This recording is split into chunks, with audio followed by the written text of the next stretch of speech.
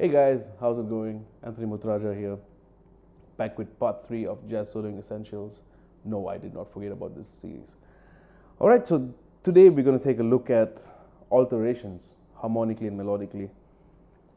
The most commonly altered chord is your dominant, and the main reason is because your dominant resolves. It very rarely hangs. So it's a lot easier to throw in alterations on that chord because of its resolution strength. So that is why typically you see everybody ripping it apart on the dominant 7. Alright, so now if I take a G7, alright, my available tensions are a flat 9, sharp 9, flat 5 or sharp 11, sharp 5 or flat 6, and a 6 or a 13. Right? So the altered scale is basically a melodic minor of the flat 9. So G7, flat 9 is A flat melodic minor.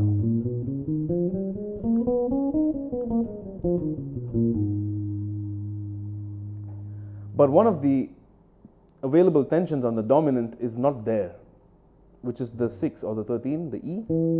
So what we do is we add that E to the scale.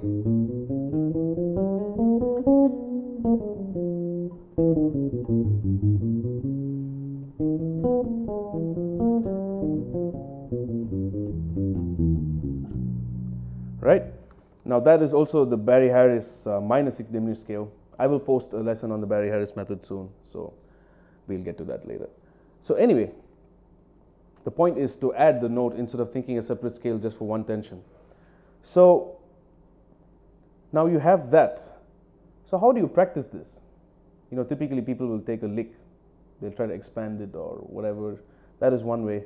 But what I like to do is I like to practice it on a loop of a dominant 7, but the loop will have variations in the sense that I will put a loop of just a dominant 7 generic voicing, 1, 3, 5, flat 7. Just like that. As ugly as it sounds, just use that voicing or whatever, you know. Just use those voicings and all inversions and play the altered scale on top of them, or actually sing the altered scale on top of them, and really try to develop a melodic sense of using that alteration.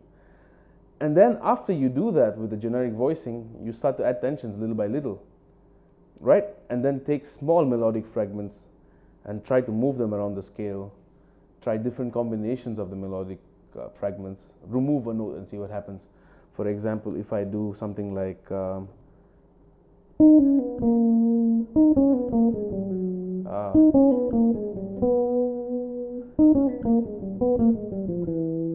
okay, now that's a very big fragment, but I like this.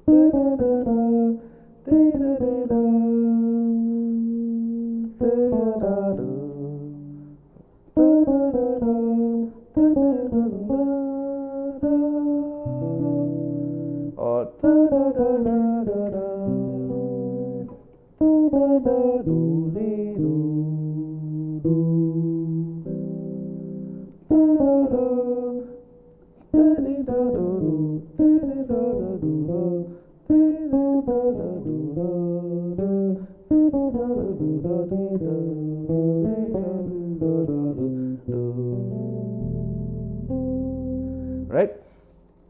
So I always constantly sing along any idea or concept I'm trying to work on, because I'm trying to vocalize everything simply because I want to hear it internally. All right? So taking small fragments and then moving them around within the scale and just trying out different approaches in general. Now, a very traditional approach to altered scale is to resolve it right on the dot. But a very new age way of doing it is to carry the resolution forward. You're kind of delaying it. So even on the 1, you're kind of playing the altered scale, and then you resolve it much later, sometimes not even on the 1. So that's a very new school approach. All right, so that is pretty much it actually. Now, I know there is a lot of lessons and books out there talking about this extensively. You can check it out, no problems, but I wouldn't want to get too carried away, because for all I care, a dominant 7 is typically 1 bar in a standard. Now there might be a few dominant 7s, that's probably what it makes up, maybe 4 bars of a whole song. So I don't want to spend too much time on that. I much rather try to develop different ideas to centered around the other chords, which is what I want to talk about briefly right now.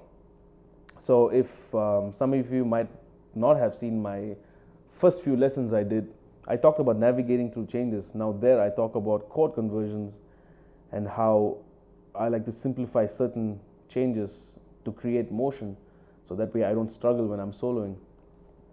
So that is, in my mind, also an alteration. If I have an E minor 7 flat 5, for example, and I choose to do G minor 6, although it's an inversion, to me that's an alteration of sound. So the scalar approach changes instantly, in my mind at least. Right? So there's a whole bunch of stuff that I've talked about in the past that I would recommend you watch after you are done with this lesson, so it gives you better understanding of how the entire thing fits in the bigger picture, right? So the links to those relevant lessons are in the description below. And yeah, so that's about it. I would like to just end this lesson with me doodling around on a 2-5-1-6 progression. Right? So I'm going to use whatever we spoke about, but I'm going to try to develop the ideas as we go.